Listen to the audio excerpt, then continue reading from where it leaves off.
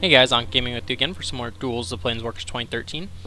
And now we're going to do our first encounter. Last time we fought Talrand here in Chandelure. Now we're going to do Disturbing the Nest. I have no idea what an encounter is, so let's see.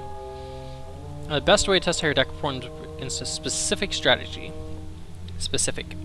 Play your deck as normal, but your opponent plays the same cards in the same order every time. Recognize the patterns of your opponent's play can help you beat the encounter.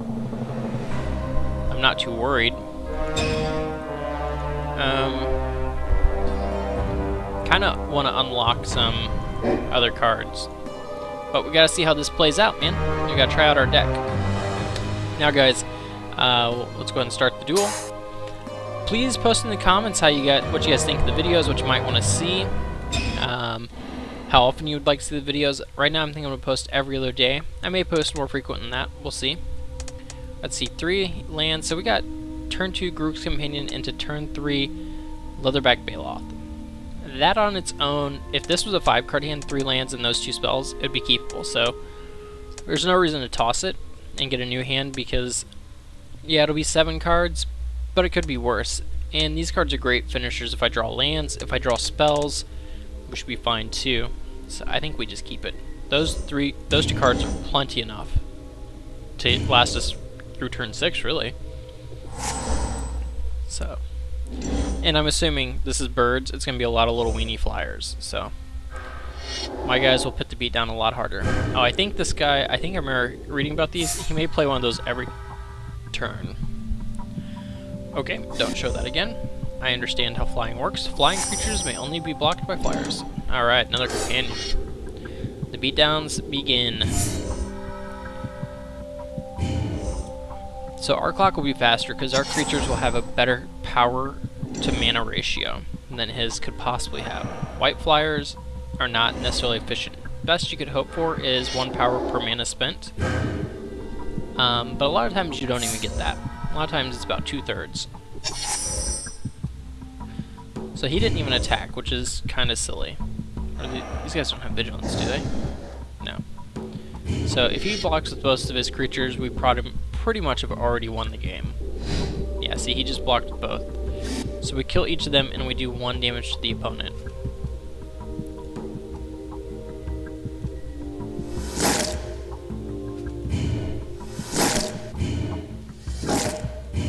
So we killed both of his creatures, did damage to him, and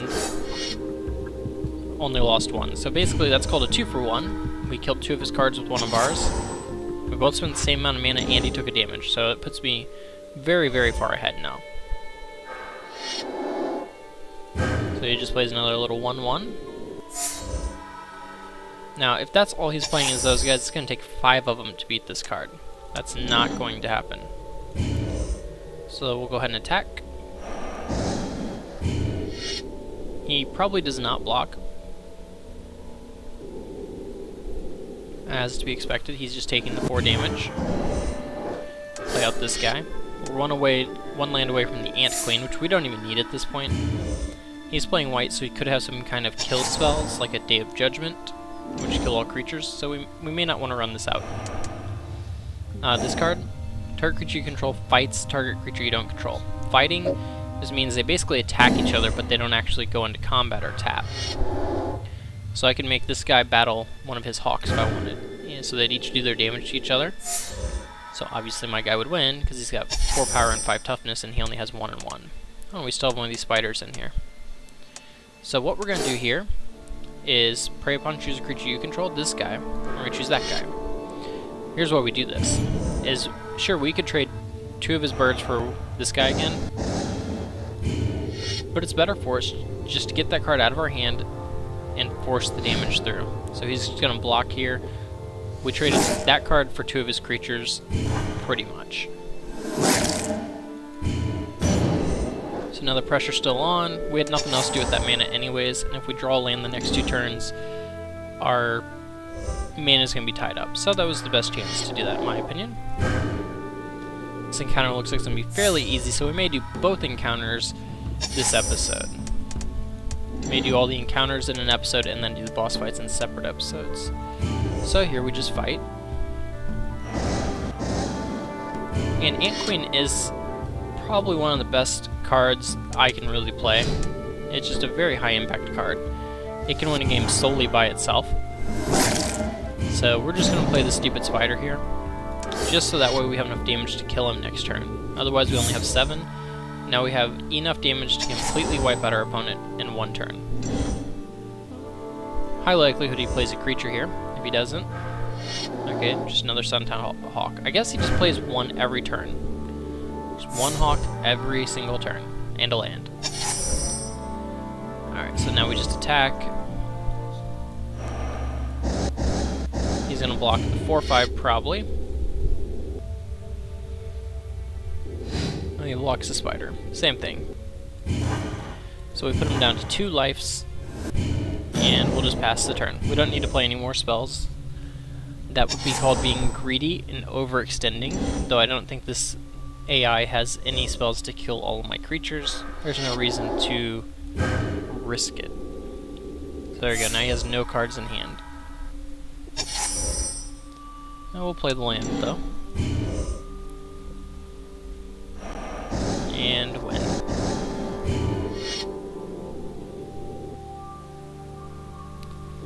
A lot of times the AI used to not even block if they were dead regardless. Yeah, they still don't. They just take it all and just die by a lot. There we go. We won. Achievement unlocked. Time of Heroes. Achievements. Yay. I love achievements. Whoever thought of putting achievements in Xbox games and wherever it may have started before that, brilliant. Because who doesn't love getting achievements? What? Why am I doing this again? I don't want to do this again. Do I have to? Hold on. Concede duel. Yes. I beat it, right? I don't have to do it twice. Yeah, I beat it. Alright, so now the Cult of Flame. Overcome this encounter. And for this one, we're actually going to go ahead and try out this Born of Flame deck. Why not? Why not, I say? I'm gonna eat a potato chip.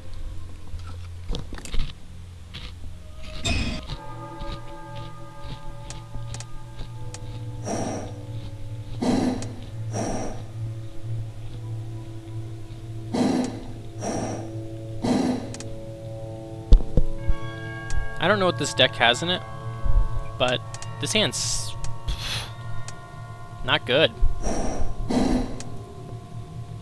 Yeah, new hand. Alright, Flame Spear. There we go, we got a creature, 2 Flame Spears, and a Flame Break. That's a good hand, I'll keep this. Perfect hand. Not perfect, I don't have any plays till turn 3. For the most part, but that's fine. I don't know what he does. No idea. So like shock me every turn? I'm not sure.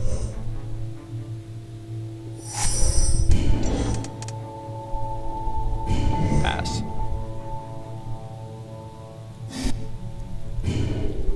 Spacebar stops the timer apparently. So I have these, and it's a red deck mirror. I have Flame Break, so I'm probably just going to throw these at his face. Oops, I forgot to. What's this? Divide any way you choose. Okay, that's a pretty good one.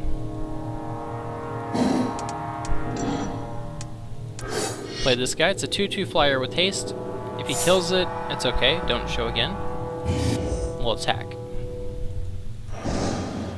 Now, with this creature, Flying Haste, whenever an opponent's dealt damage by a red instant or sorcery spell I control, or by a red planeswalker you control, I return it from my graveyard to my hand.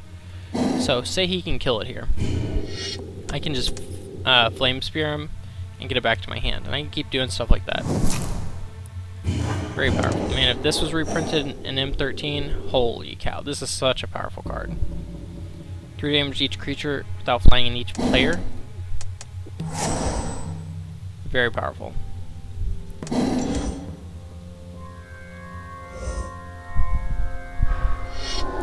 Alright, that guy, that's fine. Oh, I think this guy just plays one of those every turn. Same art. So here's what we're gonna do. What do we get? So I can return from my graveyard to my hand. He's got Bloodthirst 3. It's just a 3/3 flyer, so Bloodthirst is okay. We're gonna cast this. Creatures. Boom. Players.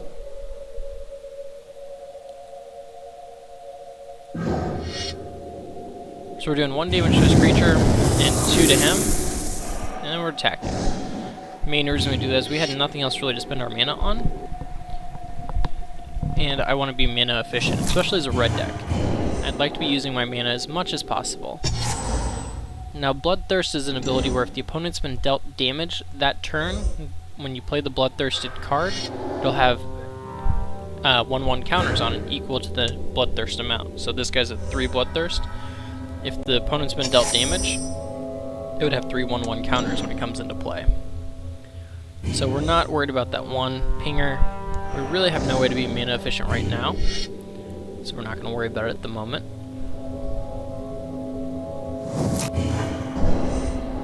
What we're going to do is just pass. Now he's going to play another one of these next turn, and I'll just Flame Break and kill it. Kill both of them. End of turn, what I'm going to do is just go ahead and Flame Spear him twice. If I draw a land, I can play the bird next turn. He's attacking, that's fine. Now I don't know if you get lands unlocked for doing encounters. That's something I'm not sure about. Stop timer. We're going to shoot you. We're going to do it again. This puts him down to 6. This attack will put him down to... what's that? 5/4? Okay.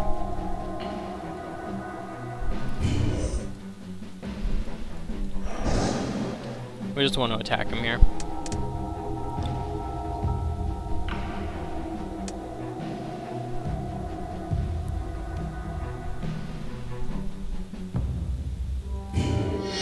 And you know what? I'm actually not going to use Flame Break this turn.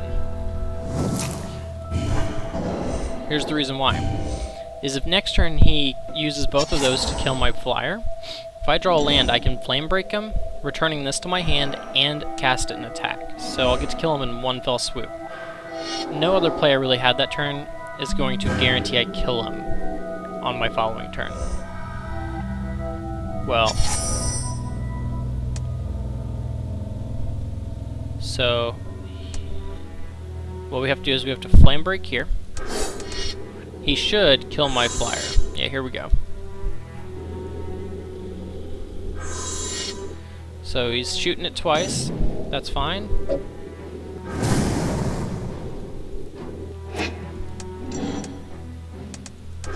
So we got it back. Now we get to play it and attack him for the win, because it has haste. And boom, shakalaka.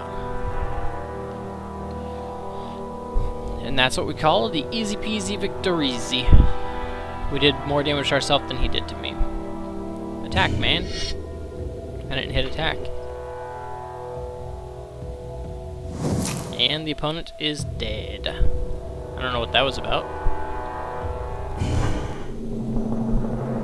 Alright. I win! Deck manager! Does that unlock any cards? It unlocked a card?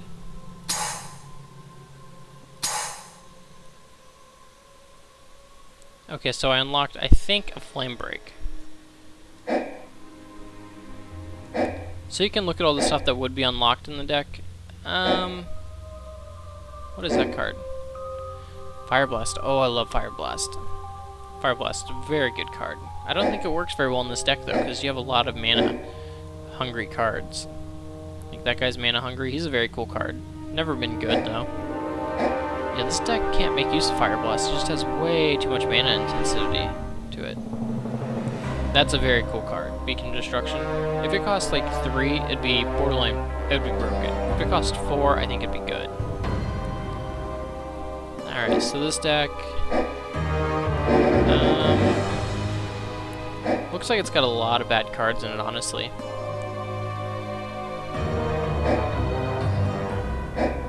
Yeah, it has quite a few pretty poor cards. This one, 4-dimensional player, 1 to each creature they control. It's a very lackluster card. Oh, this is what I unlocked.